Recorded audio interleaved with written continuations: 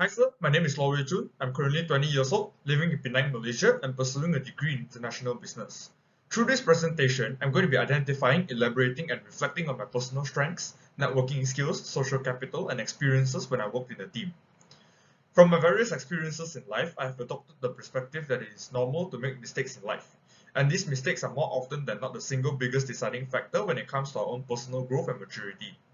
A quote that I read online recently really resonated with me, and it goes along the lines of something like, "It is alright to be perfect. You need to learn from your past mistakes, forgive yourself, and keep on moving forward. This is the way you can achieve happiness in your life, and humans make mistakes because humans are imperfect creatures." The following is my mock-up LinkedIn profile. This LinkedIn profile will include basic information about me, my current job title, work experience, volunteer experiences, professional associations I'm related to, education, accomplishments, and finally, my skill set. The VIA strength test was also utilized as one of the main tools to identify my best strengths.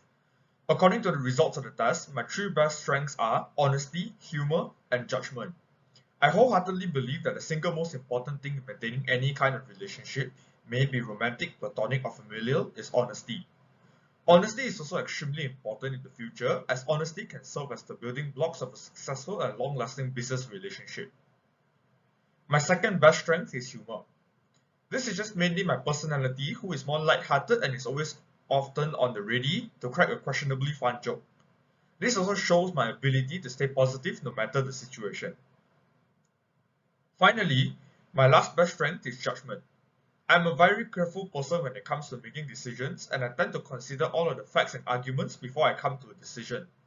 This can sometimes be a bad thing, as it is such a dominant trait to the point where sometimes I would overcomplicate and overthink decisions. My three least dominant strengths, on the other hand, are social intelligence, self-regulation, and love. These are the three factors that I have to work harder to improve on in the future. Firstly, I'm generally a very socially awkward person at times, and I will just be at a loss as to how I can react to things happening in a social situation. Next, I'm sometimes a quite emotional guy, and I've also had a hard time concentrating on tasks as I get really easily sidetracked.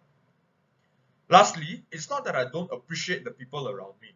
It's just that I'm a generally shy guy who has a hard time showing people that I care about them. Next, I also participated in the strength spotting skill exercise to gauge how good I am at spotting other people's strengths. Overall, I would feel that my strength spotting skills are average across the board, and I would have to work harder to better improve this skill in the future. This is so that I am able to better utilize people when I'm leading other people in the future. Finally, there's also the week 2 discussion board regarding my strengths and the challenge I faced back in my childhood. Following that, I received comments on my video during the week 8 discussion board, and these two discussion boards have showed me that the main strength that I portrayed in the video was that I have the strength to overcome my fears and that I was willing to improve on myself no matter the cost. Next, I'm going to be talking about the network maps from my week 4 and week 12. Social capital is a beneficial byproduct produced by social interaction. These byproducts can include ideas, information, and potential opportunities in the future. By looking at my week 4 network map, we can see that there are clearly three different kinds of networks that a person can establish in their social circle. Those networks that are labeled with squares are connections that I already have, while those labeled with triangles being the ones that I aim to have in the future. Personal networks are the networks that exist due to personal connections such as immediate family and friends. Operational networks, on the other hand, exist to ensure that our desired tasks and responsibilities are completed in an efficient manner. Examples of these kinds of networks include my classmates, lecturers, and the committee of the club that I'm affiliated with. Finally, strategic networks are the kind of networks that don't provide you with immediate benefits, but can provide you with benefits or opportunities in the future. These networks include entrepreneurs I know from school and people with senior positions in various fields such as law and accounting. My week 12 network map, on the other hand, has a lot more personas filled in. This change is caused by a better understanding on what I want as a future business owner through the lessons I learned in this subject.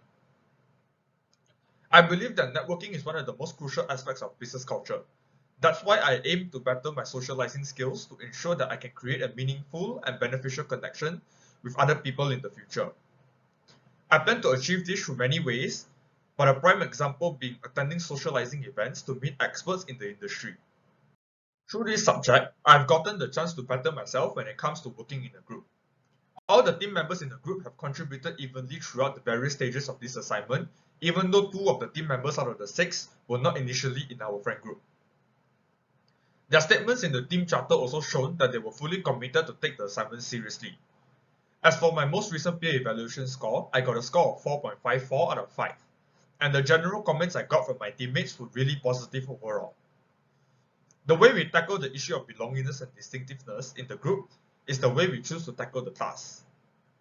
The way we dealt with it is to split the task into bigger chunks, but then assign pairs of 2 or trios of 3 to deal with the task.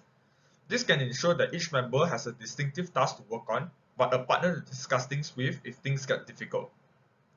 The lessons I have learned through this group is to better improve on my management skills and communication skills. There were times in the discussion process where I had trouble getting my point across. On top of that, as a few assignments were also due around the same time as this subject's group assignment, and things got a bit hectic. I truly felt that better management and communication skills could bring me a long way in terms of working together with other people in the future. This concludes my presentation, and I hope you had a great time watching. Thank you.